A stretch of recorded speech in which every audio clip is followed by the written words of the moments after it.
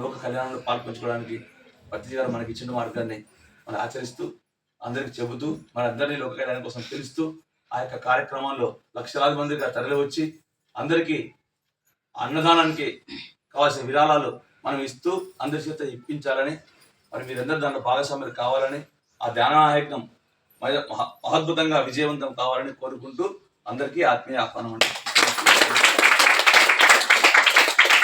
Okay friends, ఈరోజు మనకు వనపర్తి జిల్లాలో వనపర్తి టౌన్లో మూల చైతన్య మీటింగ్కు మనకి ఈసారి బ్రహ్మర్షి పితామహ సుభాష్ పత్రిజీ మన గురువు గారు ఇక్కడికి వచ్చేసిండు.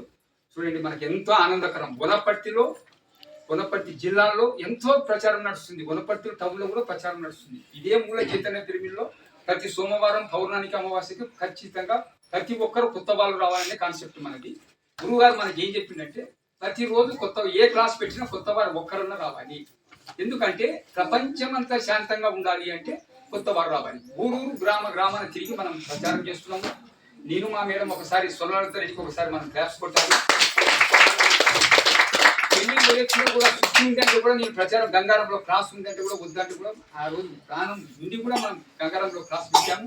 ఎందుకంటే ఎంత అనీజీగా ఉన్నా కూడా మనకు గురువు గారు ఎక్కడ ఎంతో ప్రకృతిని ఇచ్చి మనకు ఎంతో అనీజీగా ఉన్నా కూడా బాడీని పాజిటివ్ చేసి పెడుతున్నాడు. కాబట్టి ఈ రోజు